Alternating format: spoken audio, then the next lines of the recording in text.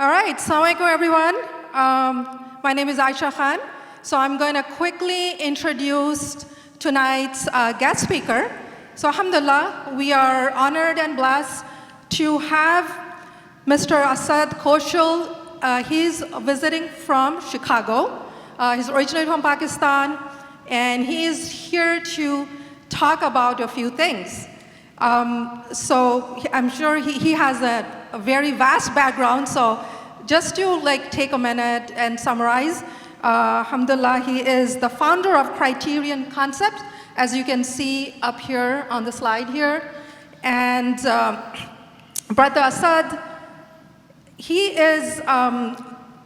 develops curriculum. So he's a master of curriculum development, and his focus is in intellectual and conceptual development within an Islamic context.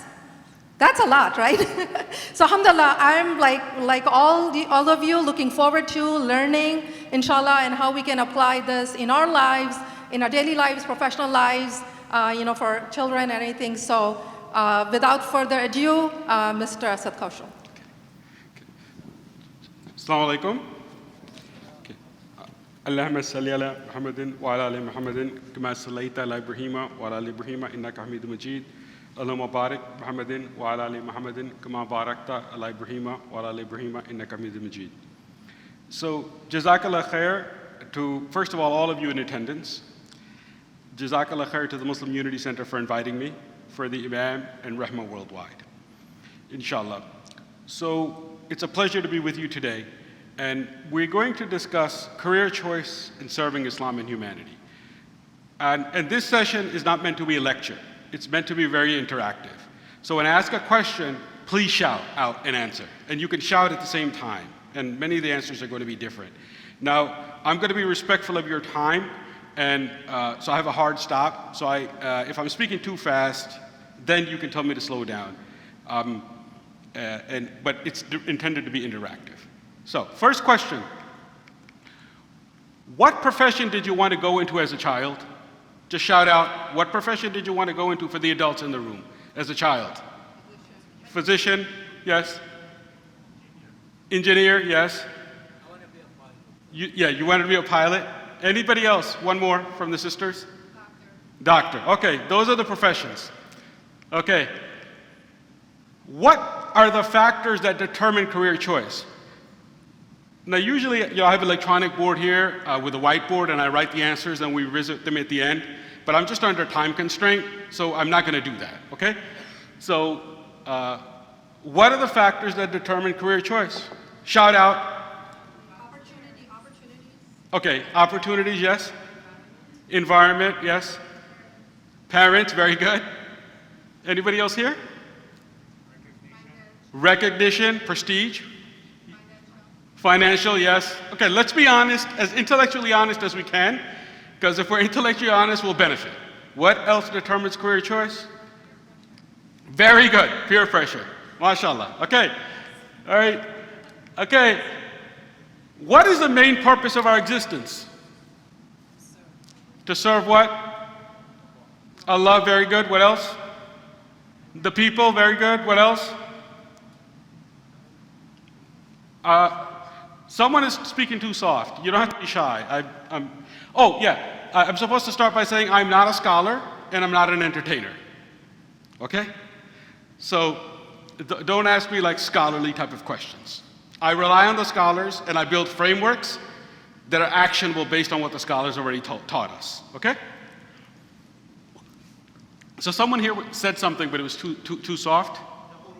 The Ummah. Very good. Okay. What is the most sought after son-in-law in India? Huh? What profession? Doctor. What else?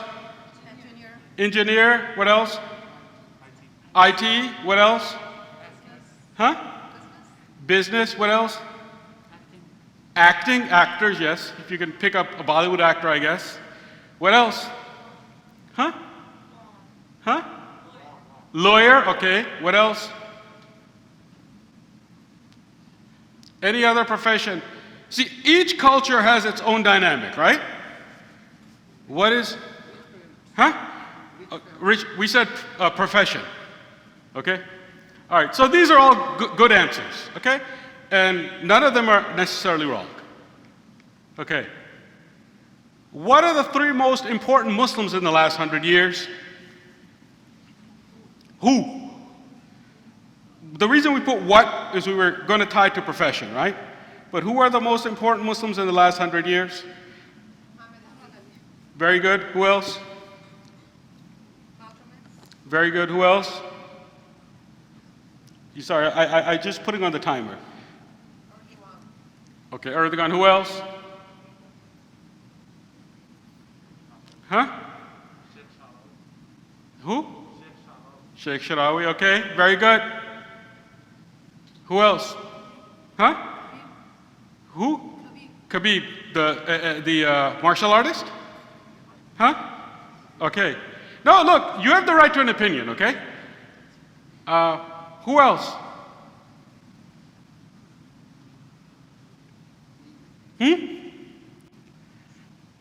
Okay, so this is a surprisingly progressive type of audience. People will say, I'm surprised no one said Hassan al-Banna, rahimullah. No one said Maulana Maududi, rahimullah. No one said Iqbal, rahimullah. But generally when this question is asked, in most audiences, people usually go to the scholars.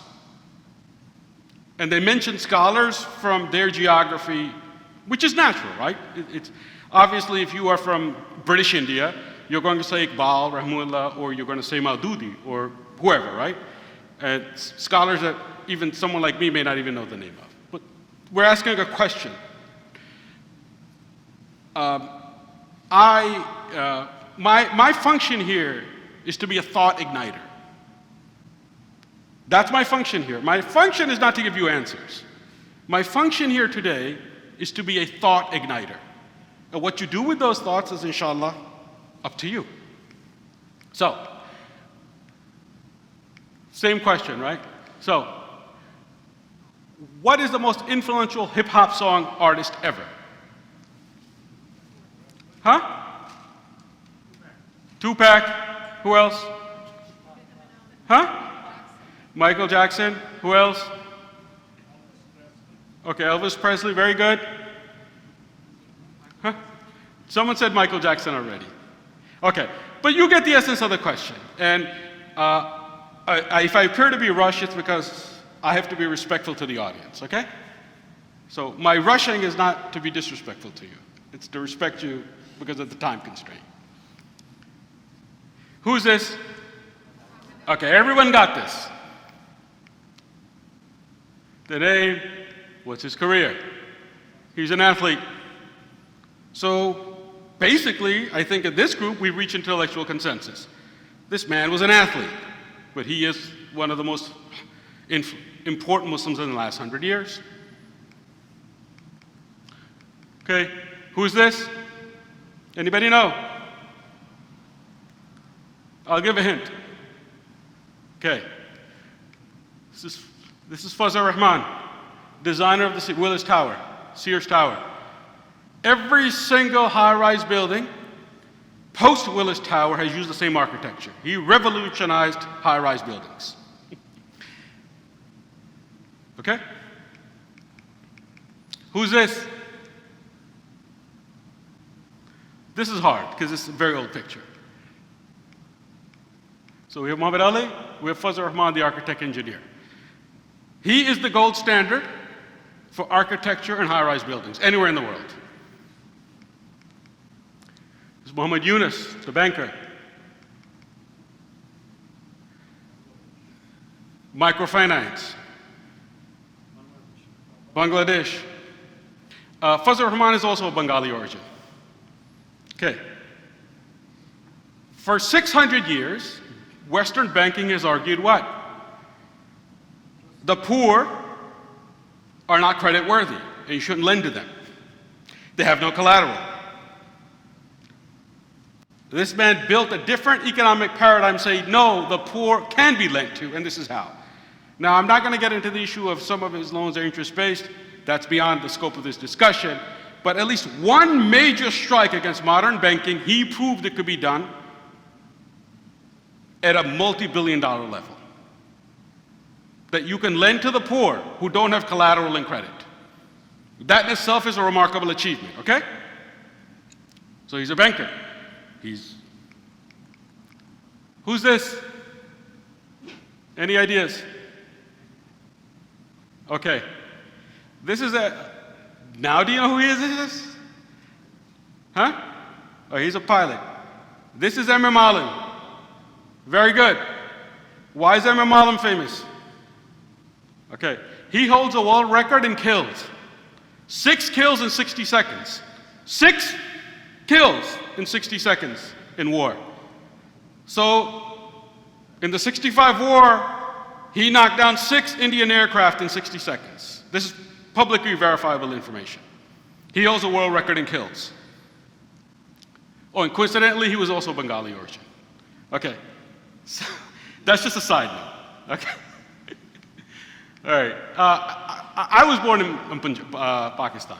Okay. So here, what we're outlining here is this is what we have.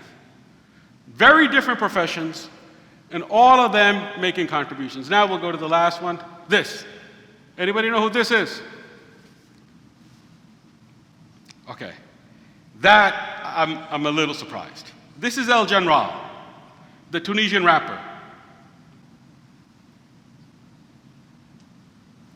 He's the one who was arrested a few days before the Arab Spring started. We all know in Tunisia about the person who burned himself. El General made this rap song, which hit a nerve at that time. And he was, I forget the thing, he's recognized by many as the most influential hip-hop artist ever, because he was instrumental in bringing about millions of people into the streets to cause a revolution. If I had time, I would play his rap with the English subtitles. So the most influential hip-hop song in history by many people is actually in Arabic. So do El General, Tunisian rapper, on your own time. Listen, watch the lyrics, okay? For those of us who don't know Arabic, it's in English, and show it to your children. So this is it. All right. So we have put 5, 6 different people here, okay? Oh, and last one. Everybody knows who this is, right? A.Q. Khan, the nuclear physicist, the father of Pakistan's nuclear bomb. So I took a little bit longer than I wanted to on this, but what I'm arguing here is that none of these people have made significant contributions to the Ummah and to humanity, and they are not necessarily scholars. That's the first key point we want to make. You can make your contribution to the Ummah and to humanity in many different things. And this we got already. What is the purpose of our existence? Is to worship Allah. Next is service. And service to humanity is first, then service to animals, plants, and even the water and the earth. Okay? Now what we're going to do is, due to the time constraint, we are going to move on. Okay? So this is actually session 4, so we totally skipped session 2 and 3. But we have to close. So, what are employers looking for? So just keep that question in the back of your head. What is a coward? I have 25 minutes. What is a coward?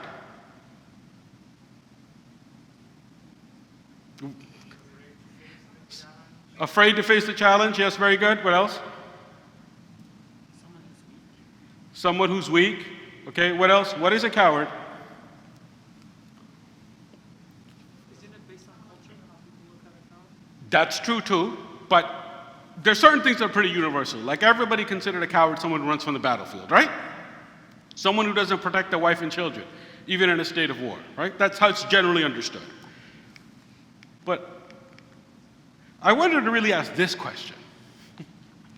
What is an intellectual coward? What is an intellectual coward? Huh? Yes.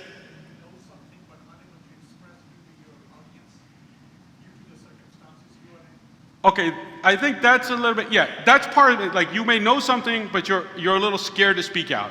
Fair enough. Okay. Someone who won't accept the opinion of others. What else? I'm sorry, yeah, just speak up, huh? Someone who's afraid to learn something new. What else? Afraid of saying the truth. All of these are good. But the key point here I want to emphasize among Muslims is I would argue an intellectual coward is somebody who never challenges themselves intellectually. It's just always easier for me to stay within my ethnicity, within my social circle, without ever challenging myself intellectually. Right? So if I come from a very strict Desi Hanafi household, right? The ummah could be vast, but I'll just take comfort with mine. Instead of saying the ummah is extremely vast. There's an extremely vast intellectual tradition, right? So this is a crisis in our community, intellectual coward. That doesn't mean, so of course we understand the nature that in certain circumstances you can't speak out, right? But what I'm arguing is, I used to kind of think when I was, that most people, the reason they don't, perhaps may not want to challenge themselves intellectually or go to a forum that's a little challenging is they don't want to be embarrassed that they may not know something. That's what I used to think it was. But unfortunately what I've realized is it's much worse. A lot of us don't want to learn something new because we don't want to deal with the pain of knowing that what we understand is not completely correct. We don't want to deal with the pain of saying how I understand things may not be completely the best way. So it's just better to stay in a silo, better to stay in your comfort zone. Right?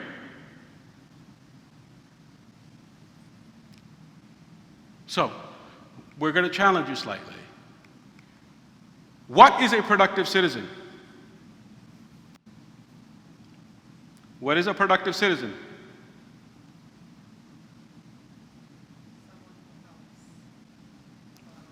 Very good. Someone who helps people around him. Very good. Someone who contributes to society in a positive manner. Enriches the lives of others. Very good. Someone who seeks the problems of the community. So, and again, I'm almost being a little unfair to you as the audience because I'm moving so quickly, right? But, so, you know, respecting parking laws, especially when you come to the masjid, okay? Is a productive citizen.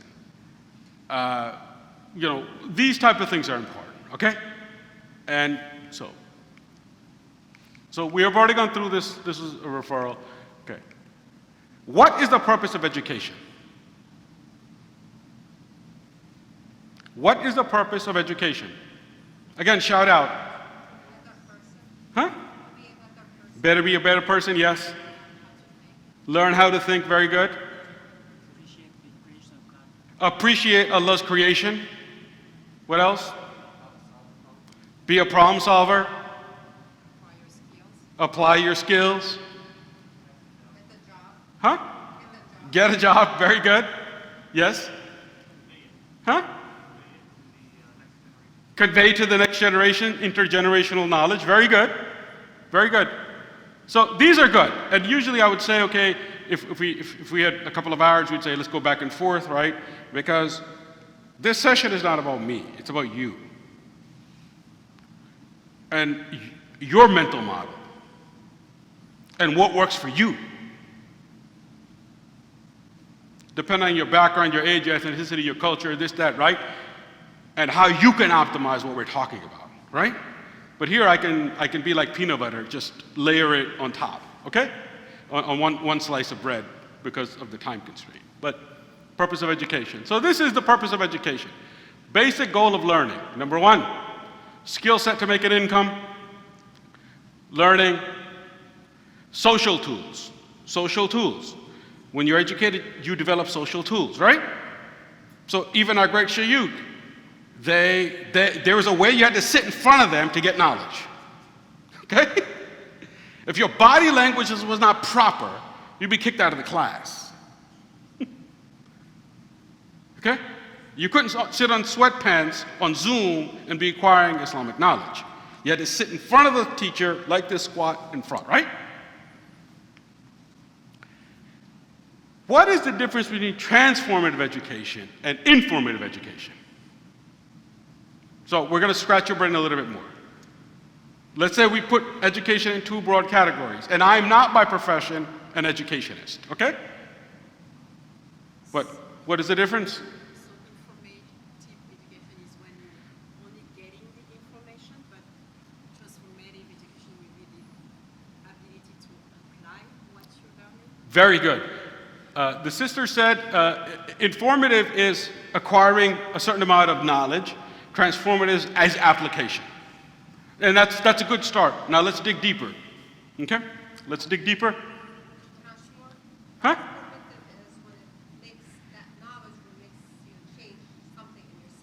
Very good, mashallah. That's it. Transformative is changing your outlook. Informative, you can acquire a certain amount of knowledge and make an income and be profitable, and that's fine. Transformative is actually changing your outcome, your outlook. How do I see things? What is my mental model? What is actually even important to me? So even if you read the obituary of people who have passed away, non-Muslims, no one says this person was CEO of this company, right? And nobody who's on their deathbed, even among non-Muslims, said the one regret I have in life is I didn't spend enough time in the office. Even among non-Muslim people who may not even believe in an afterlife, nobody says the regret I have is I didn't spend enough time in the office. So what we want to say is, delineate in your mind, compartmentalize. Even when I'm acquiring knowledge, is it informative? Is it transformative? And we know which one has more value. So we consciously seek out the second category, because that is where the rubber really meets the road, right? There's a reason the Sahaba only learned 10 ayahs from the Quran and went and implemented them and then went back for 10 more, right? This is fundamental in our tradition. You learn a piece of information. Because fundamentally, this is a whole nother discussion, there's data, there's info, there's knowledge, and there's wisdom. And especially in the era of everything available on the internet, right? People confuse data and info as for knowledge and wisdom. And that's one reason there's such intellectual chaos, okay? Not just because of Sheikh Google. People fundamentally cannot differentiate between data and info and knowledge and wisdom. And these four categories, what falls in what, right? And that's a big part of the reason for the intellectual chaos. So, education, benefits of research. Generally we read 1 to 3 books, but if you want to master a subject matter, you need to read 10 to 40. You should read the bibliographies. Get novel experiences in life. Immerse yourself in the library, real or virtual. Like what I mean by novel experiences in life, I have a little bit of a reputation of being a little bit no-nonsense, right? And one time I was in a forum and I said, you have no business being an imam in this country if you have never bagged groceries at a grocery store. I said, if you bag groceries at a grocery store, you see alcohol coming and you know pork is coming next. You see microwave dinners and expect other unhealthy food. You see unhealthy food, very seldom, then it's more likely they're going to have a link card to play on welfare. So even if you're 16, 17 and you're paying attention to your job, you are learning behavior. You see junk food, when you look up, you're going to see an obese person, right? You learn these deductions. Now, there's nothing that says that that's the case, but what I'm arguing is even having an odd job brings you, if you take a little pride in your odd job, will be of enormous benefit to you later on. And unfortunately now, since the community is a little bit wealthy, unlike when we were younger, everyone that I grew up with, we all had to have odd jobs, right? Now a lot of parents are saying, no, you don't need an odd job. What are you going to do, make $9 an hour? Just get into medical school. But I digress, okay? So the point is these odd jobs bring enormous value. So when we say novel experiences, that doesn't mean go spend time with the Dalai Lama or something, okay? is these life experiences really matter. I learned the fundamentals of business through college working in a pizzeria. I remember when cheese went up 8 cents a pound and the owner saying, well, I can't raise the price of the pizza. Because when I would be mopping, I would talk to him. And he knew I was interested in learning, so he taught me the business. So, novel experiences. So, what is lacking in our community educationally? What is lacking? Because we would reach intellectual consensus as a community and ummah, our situation is not good, right? So what is lacking? So we all know the hadith. Allah likes a strong Muslim better than the weak, though in both there is good, right? What does that hadith mean to us? So when you're 15, how do you understand the hadith? I'm going to tell you how I understood it.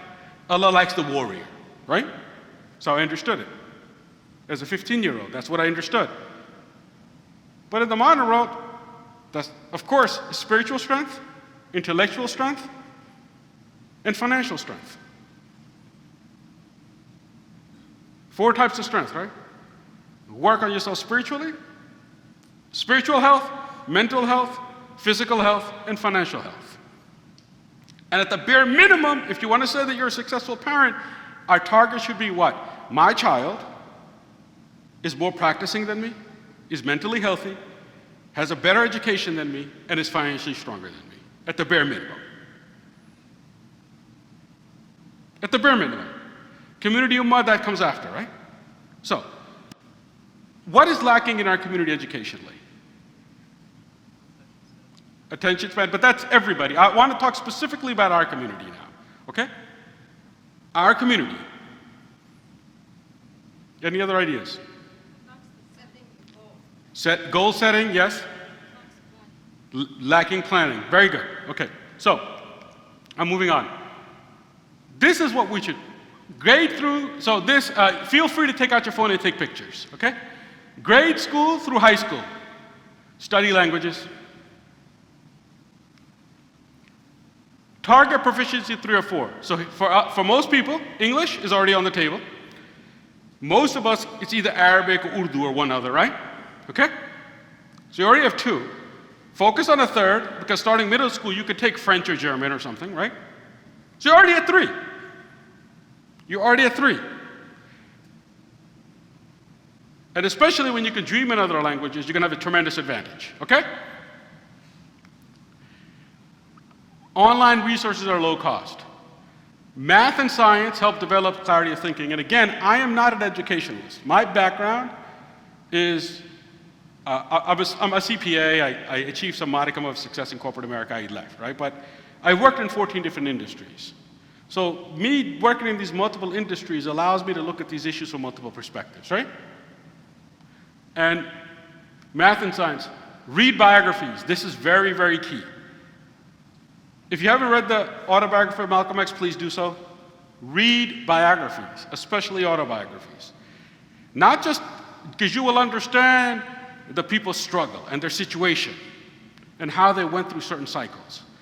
Biographies are very low-hanging fruit for even 3rd, 4th, 5th graders in the elementary school library, right? Like when we talked about the great I didn't put Malcolm X up, right? Malcolm X's father was also an activist. Malcolm X's mother was an avid reader. So when we see some of these great figures, they didn't drop out of the sky. They were trained. Okay?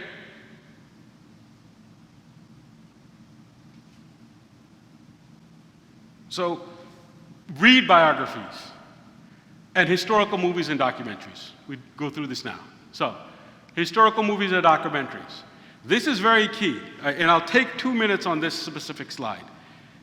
We live in a digital world. We as parents must develop the skill of teaching through digital assets. So watch a movie and discuss it with your child. So, and this is, for me, one of the most spiritually rewarding jobs I ever had was I built offshore offices in Pakistan for American IT firms. And you have people who are very intimidated. English is not their native language. They come in at the age of 22, and you're hiring them, and they're in a burqa. And it's pretty intimidating. Just think of this scenario. You're 22, you're sitting across the table from me in an interview, and the interview's in English. It's a pretty intimidating situation to be in. But my job is, if I hire this person, to get them project ready within 90 days. It's my job. And alhamdulillah, the kids will rise to the challenge if they know you are committed to their careers. And then you give them the tools and mechanics on how to get there. So one of the most things I did was I assigned specific movies. And then I built lesson plan around those movies. So some of the movies: Malcolm X, Invictus. Who's seen this movie, Invictus? Raise your hand. Okay, Invictus. This is a true story about the 1994 World Cup of Rugby. How Nelson Mandela is a president, and he unites the country around the national rugby team. Okay? He unites the country around the national rugby team. And it's an excellent movie. Cry Freedom, the story of Stephen Biko, who was killed in apartheid in 1977. Miracle. This is an excellent movie about arguably the greatest upset in the history of sports is the 1980 Olympic gold medal team. The Americans beat the Russians, and how they prepared. Okay? You learn group dynamics through Miracle, right?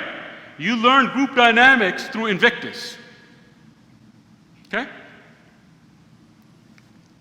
Roots, this is arguably one of the most powerful things ever put on video.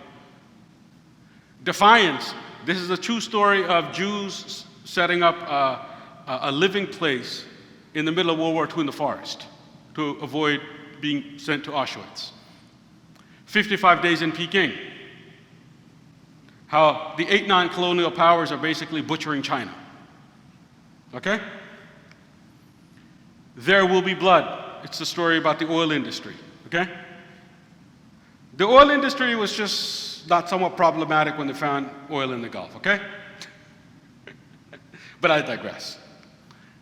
Little House on the Prairie. This is important. Understand the American mind. So I remember when I assigned Little House on the Prairie to the groups in Karachi and Lahore, they're like, huh? No, understand the American mind. You're going to work for American clients, so you need to understand the American mind, right? And the can-do attitude of going out there in wilderness and settling a home for your family, and then the relationship with the Indians and the friendly Indians and the hostile Indians, it has a lot of value, right? Even how a wife stands by her husband in very adverse circumstances. Literally, hostile winter, right? Okay. El Cid. Who knows El Cid? Okay, El Cid. There are 2 knights in Christian folklore. Who are those 2 knights? They are they're great warriors. Richard the Lionheart, the one who fought the Crusades, and El Cid. El Cid is, Charlton Heston is in this movie. This is a true story of the knight who was instrumental in ejecting the Muslims out of Spain. These are the 2 gargantuan knights in Christian folklore. Richard the Lionheart in one theater, and El Cid in the Western theater in Spain. And Ertugrul. Everyone has seen Ertugrul.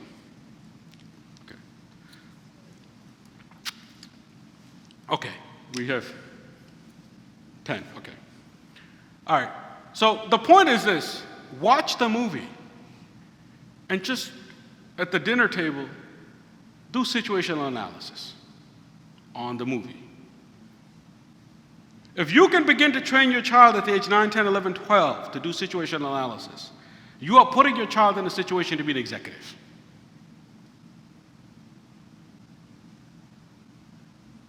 Understand the scenarios. Tell them to look at the eyes of the actors. Tell them, when do you think the person is having self-doubt, right?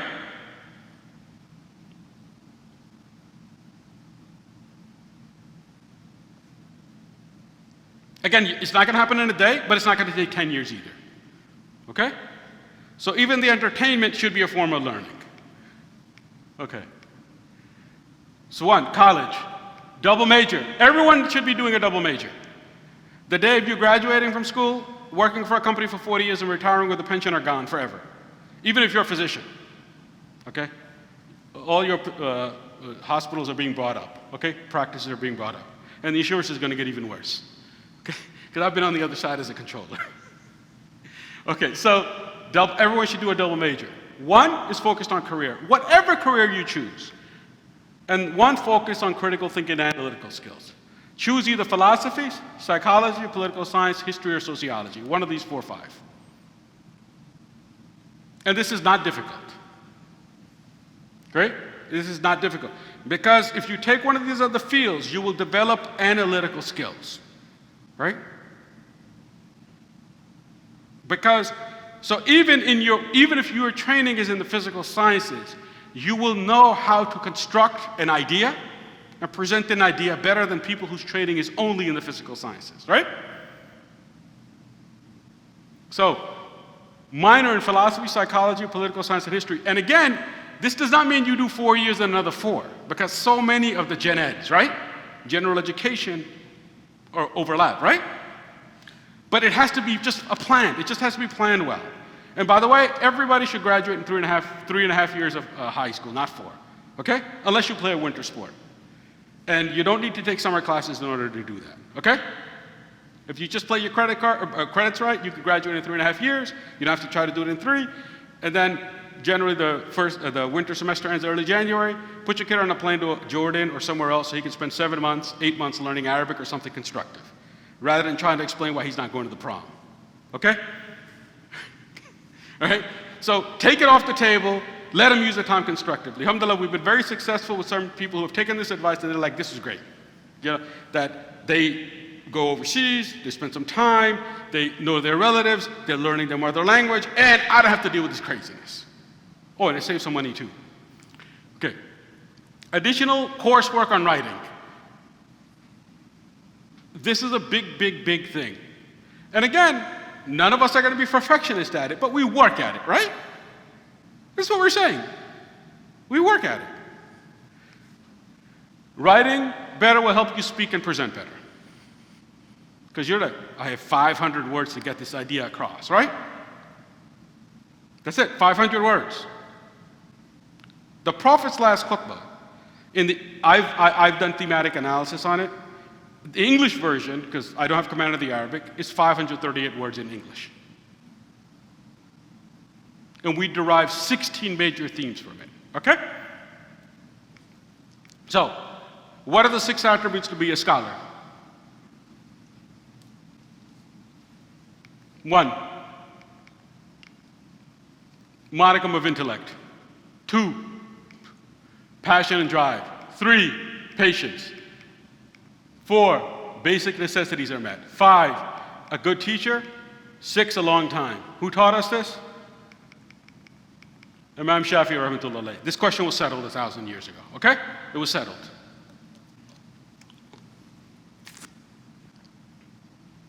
We don't need to go and rethink about things that are so fundamentally in our tradition that all we kind of need to do is just package it in modern language, right? Now, of course, I'm all for creativity and freedom of thought. That's what I do, right? So this is what we need. So now we go on. Again, English, Arabic, if you want to say be a scholar and be effective in the modern, you need to know English for obvious reasons and Arabic for obvious reasons. Then it's preferable you learn either Urdu or Farsi, because in the last 500 years, most literature is in Urdu or Farsi. And lastly, pick up a European language, German, French. And again, this is not hard, because everybody in this room is already bilingual, right? Everybody in this room can find a tutor for $6, $7 an hour. A personal tutor, right? Someone who has a master's degree in the language and has been teaching for 20 years is sitting in Amman or Lahore to teach you either Urdu or Arabic.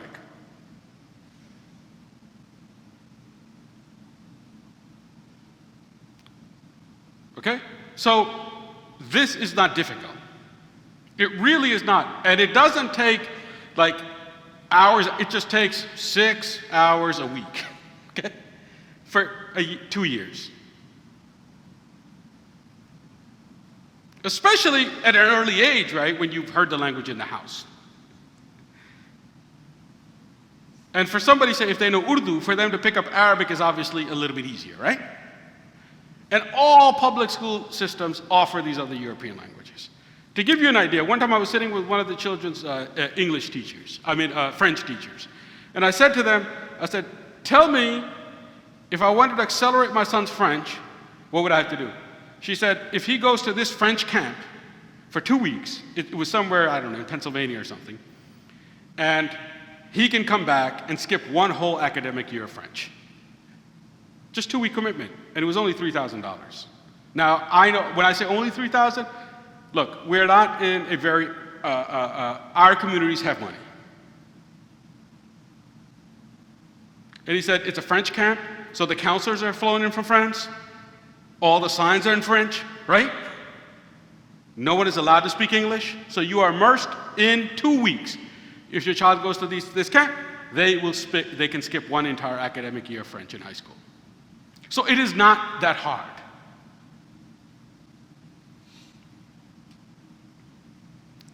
So we're not trying to make some target that's totally unreasonable, right? And this is important, right? This is very key, especially if you understand and think in different languages.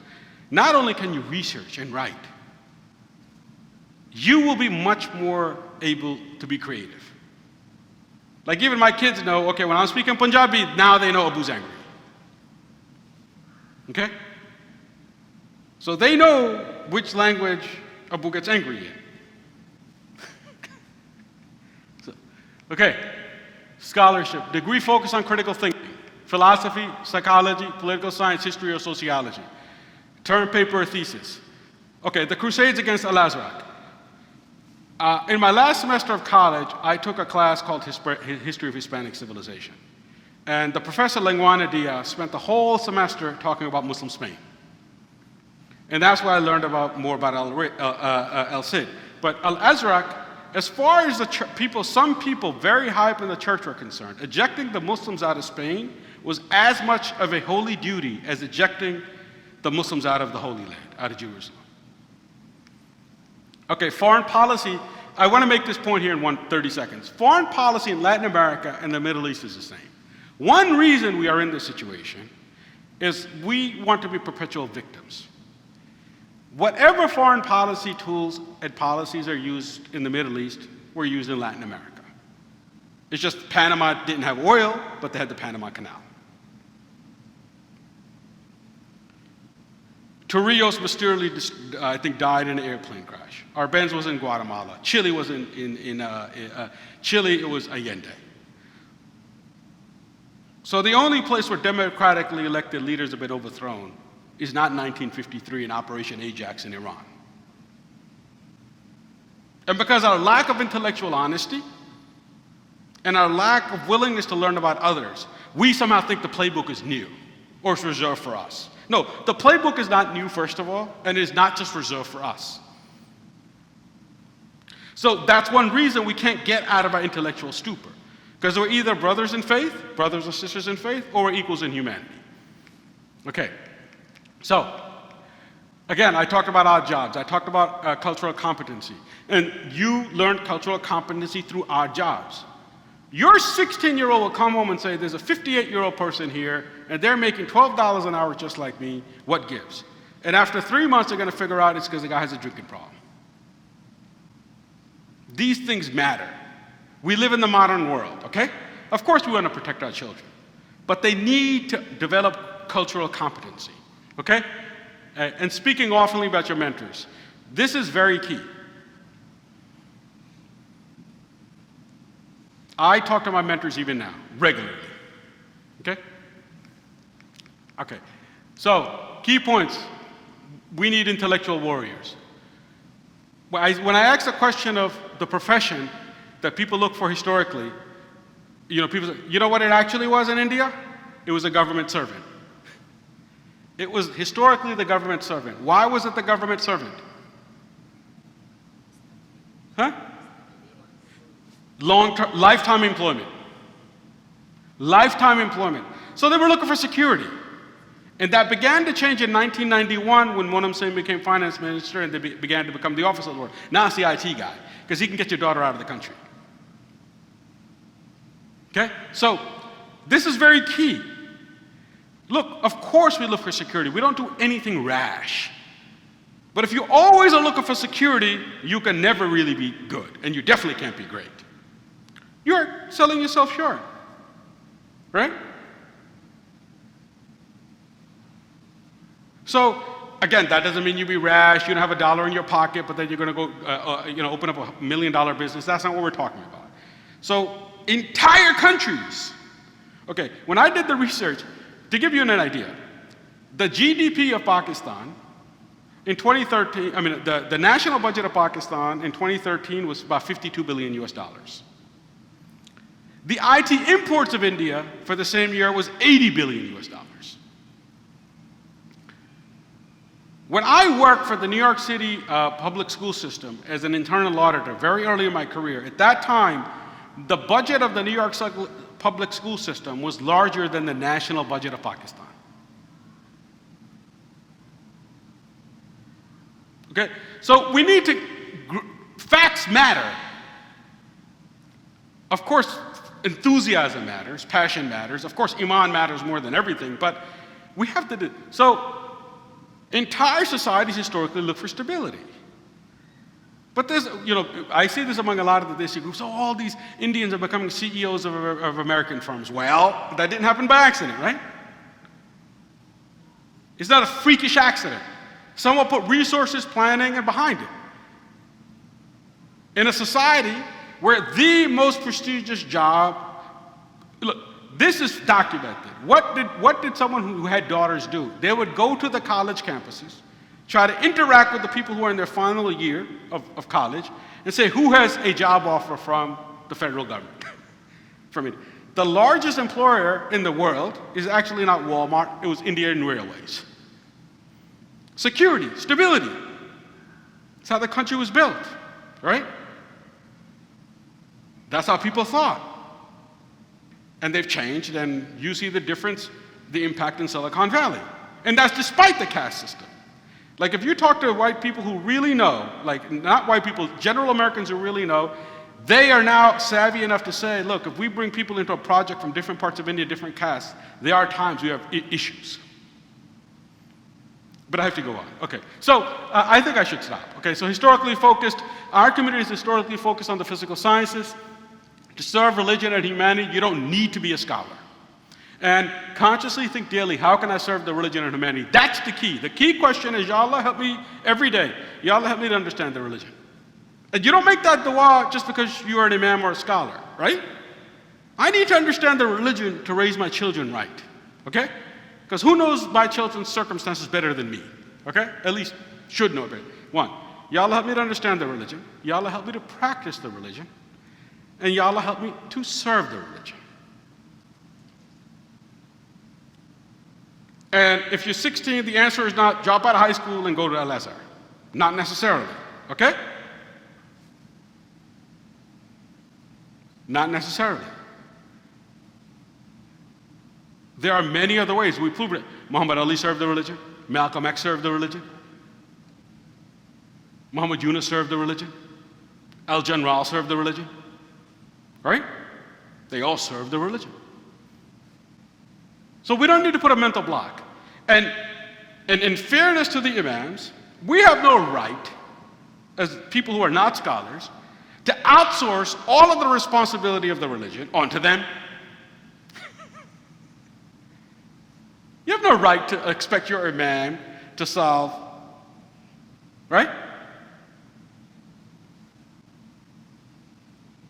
No, of course we rely on their knowledge and metaphysicals, of course, right? We need people who understand the religion and can teach us our Aqidah, right?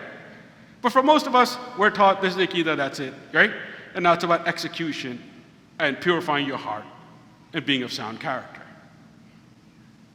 Okay, so, all right, so I think I'll stop, okay? So, in the importance of humanity versus physical sciences, critical thinking, you should look to, this was session 2, which I did, spiritual fulfillment, know a little bit about a lot of things. Like if you read a book about about the prison industrial complex, read the next book about sports, okay? Right? And holistic understanding, do your part, okay? All right, so inshallah we'll end here. I'll stop because I think Isha is supposed to stand, right? Huh? Okay, Q&A, all right. So inshallah, I'll just stop here. Please ask any questions, yes? Excellent slide, brother. If you go back to those names that you listed there, I think maybe you added or plural as a good move, which is excellent. But for those names that you mentioned, maybe Sardar, the guy who invented the drones in Turkey. He was a student here with a PhD, and then he went back to Turkey from scratch, and he was able to come up with the drones as a program for the country. And now Turkey is a rising power, mashallah. So for the slides, Ertuğrul as a movie, I agree with you, it's a great movie. But for names, I think Sardar has more influence than probably some of the other people. Very good. And then regarding languages, you mentioned a lot of European languages. I think if you add Turkish as a language, that would be a great plus in addition to the other European languages. Yeah, that's an excellent idea, inshallah. Okay, yes. Turkish is also very key, and alhamdulillah, Osmani or Turkish is making a comeback too, okay? And again, I'm trying to, there's a certain amount of injustice to the audience. You're trying to do something that's supposed to design for 3 hours and 45 minutes, but it's a good point. Any other questions? Any other comments? Any other objections? Yes. A Russian philosopher once said, his name is Leo Tolstoy. Tolstoy, yes, A Russian philosopher once said that what one man can do, another can do. And this goes back to all the famous names that you mentioned. You know, everybody should have confidence in themselves that if these people can do it, so can I. So can I. Exactly. Yeah, and this is a key point. What is the strongest emotion in the Muslim world? I've been asking a provocative question. Okay, I got a dirty look from the Imam, so I'll stop. Okay. All right, okay, it was a dirty look. I think he was just baffled by it. What is the strongest emotion in the Muslim world? Huh? Okay. Okay, anger, very good. What? Go ahead, dig a little deeper. Think what drives behavior in the Muslim world. Injustice is not an emotion. Huh? Huh? Yeah. The strongest emotion in the Muslim world is jealousy. I've lived on the ground, and like what I mean by jealousy is if your cousin gets into a good university, instead of being happy for him, we got to be angry about him. We will start a rumor that the reason they got in is they cheated on their exams. Right? Okay. Why was Shaitan kicked out of Jannah? It's not just because he was arrogant. It's just not because he was not thankful. It's he was jealous of Adam alayhi salam.